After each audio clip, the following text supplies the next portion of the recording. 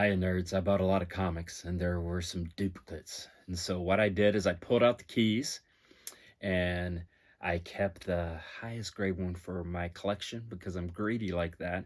And then I'm going to flip these that I'm going to show you to essentially, make some money to keep my hobby sustainable, right? And so um, I think there's some good comics in here, and there's some that are pretty hot right now, or classics. Um, but one piece of housekeeping, well, two. Um, Pardon the action figures. I'm putting some stuff out at the vintage booth, and so that's what's going on there. And then I'll also put some comics out there. And then the next thing is I'm not real like I didn't know how many followers I had on this channel because I don't really pay much attention to social media, except um, I haven't tried to monetize this channel because I was just doing it as a hobby, right? And so I'm not like I must grow this channel, and but Google started putting ads on it anyway, which irritated me, and so I'm like, well, if Google's going to make money off the channel, then it should be me, right? And so I looked, and you need 1,000 followers to be able to make your own decisions on that. And so I'm asking folks if you could please subscribe and comment and follow. That would be lovely because I'm trying to take the power back from Google. And I looked, and I am at about 800. And so if there's 200 more of you nerds out there, that would be fantastic. But now let's look at these cool comics.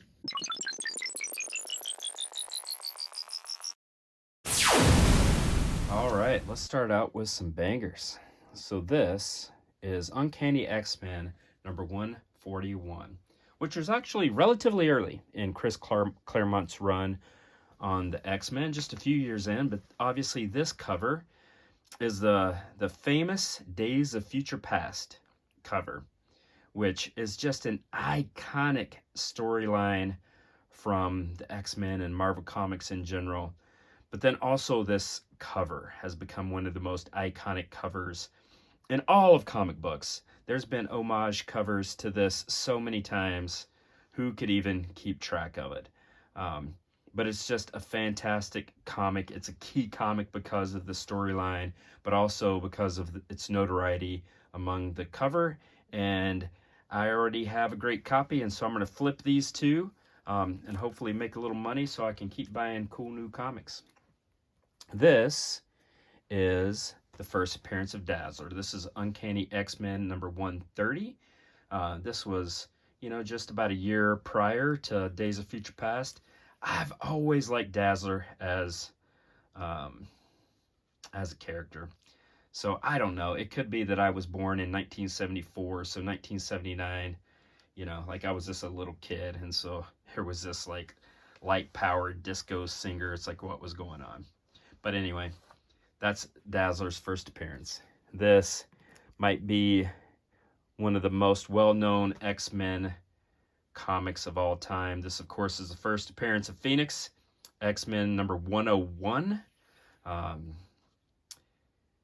It's just a gorgeous Cockrum cover, and also one of the most famous storylines that they've never gotten done well on the screen. This, of course, this is a banger right here. This is X-Men 94.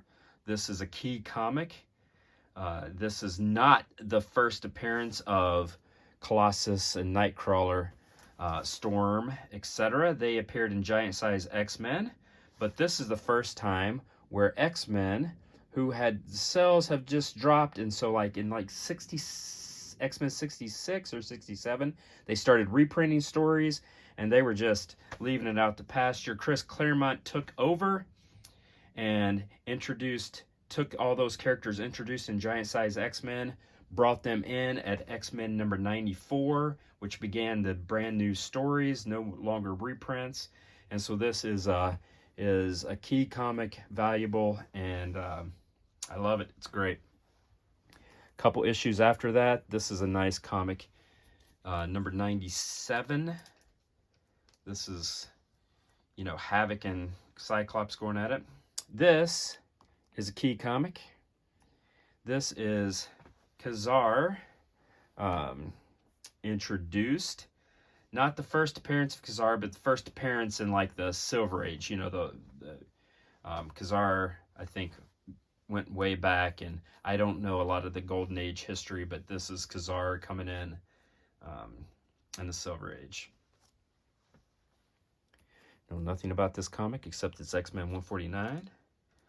This comic is a Neil Adams when he was on the X-Men, number 57. And now we're shifting to Fantastic Four, 261. A good appearance of the Watcher. Fantastic Four, 216. I always kind of like this cover. You have the bystanders that are freaking out, and the Fantastic Four coming in to save the day and be heroes, as Stan Lee intended.